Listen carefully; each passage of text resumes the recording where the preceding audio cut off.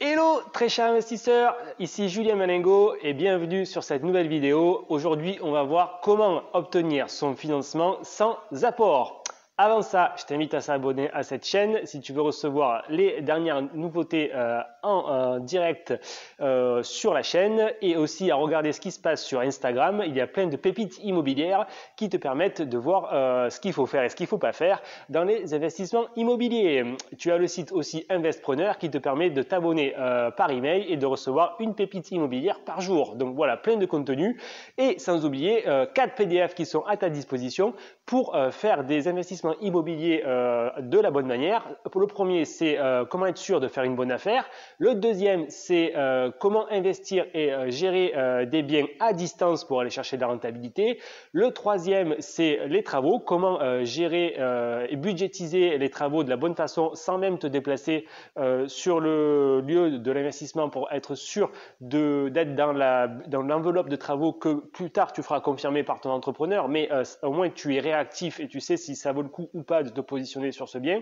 Et le quatrième et le plus puissant, c'est la meilleure stratégie que moi j'aurais aimé savoir à mes débuts pour maximiser le cash flow en faisant le minimum d'investissement. Donc c'est plein de pépites immobilières qui te permettent d'avancer sur ton indépendance financière et sur tes investissements immobiliers.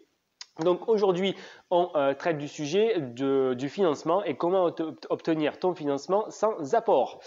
Alors, pour traiter du sujet, tu sais, le financement, en fait, c'est un peu comme l'immobilier, c'est une négociation.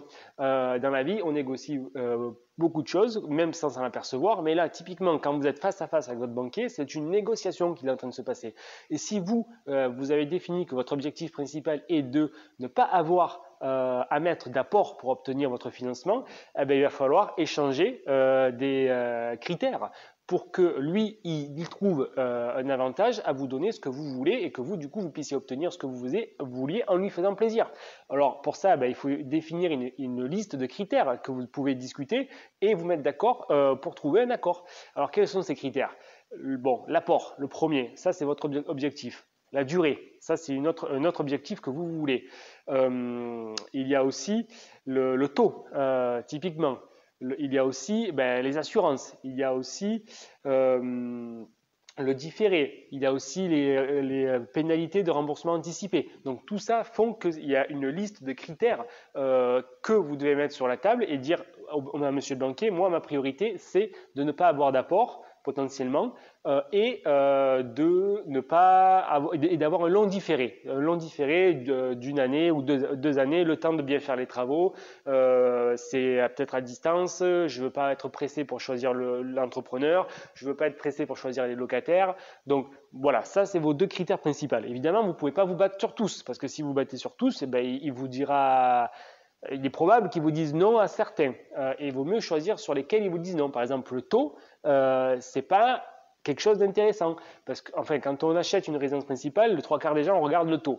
Mais honnêtement, les taux sont tellement si bas aujourd'hui que vous ayez une différence de 0,10 ou de 0,20, ça va avoir un impact minimum sur la mensualité au final. Donc, n'embêtez pas le banquier à avoir le meilleur taux. Et puis en plus, lui, il ne gagne pas d'argent à vous faire un crédit. Donc, autant qu'il gagne de l'argent lui aussi, du moment que vous avez, votre financement, c'est déjà top. Si en plus, vous l'avez sans apport et avec le différé, vous avez gagné. Donc, le taux, c'est pas pour moi un élément nécessaire vraiment à se battre et autant lâcher un petit peu cette bataille-là pour avoir d'autres éléments.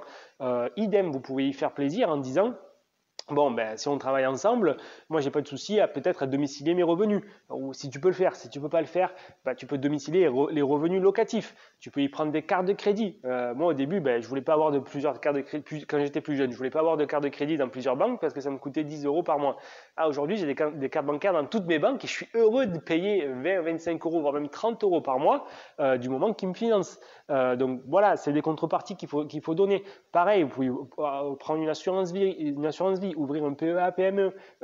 Donc il faut y donner à manger à lui aussi pour que lui, c'est un commercial aussi, lui aussi il est dans une négociation, il faut qu'il montre à ses responsables qu'il a fait son boulot. Vous y prenez les assurances vie, vous y prenez l'assurance de prêt, vous y prenez l'assurance PNO, de façon à ce que lui, il fasse son chiffre d'affaires, mais vous gardez toujours votre ligne directive en disant, moi, mon seul critère, c'est pas d'apport. Voilà. Et même si vous avez de l'épargne et qu'il vous dit, ah ben là, vous pouvez peut-être utiliser cette épargne pour financer les frais notaires. Non, non, non. Vous, c'est l'épargne de sécurité que vous ne voulez pas toucher. À la limite, cette épargne, vous pouvez la placer chez lui sur une assurance vie si vous voulez lui faire plaisir, mais vous ne voulez pas la garder. Par contre, voilà, vous vous lâchez sur d'autres critères. Donc, c'est une négociation qui permet aux deux parties en fait, de trouver un accord. Et bien souvent, ça marche quand on est donnant-donnant, quand on cherche une situation gagnant-gagnant et qu'on n'est pas là à essayer d'écraser la personne qu'on a en face, ben, on sort d'une relation gagnant-gagnant. Et c'est vraiment cette relation-là qui vous permettra d'avoir votre financement sans apport. Voilà la petite vidéo du jour. J'espère que le contenu vous aura plu. C'est des techniques de négociation. Du coup, si vous voulez plus de techniques, je vous invite à laisser des commentaires ci-dessous. Posez-moi vos questions. Abonnez-vous à la chaîne. Regardez sur Instagram ce qui se passe. Regardez les PDF. C'est plein de pépites immobilières. Et moi, je vous dis à très bientôt pour une prochaine vidéo avec grand plaisir. Bye bye.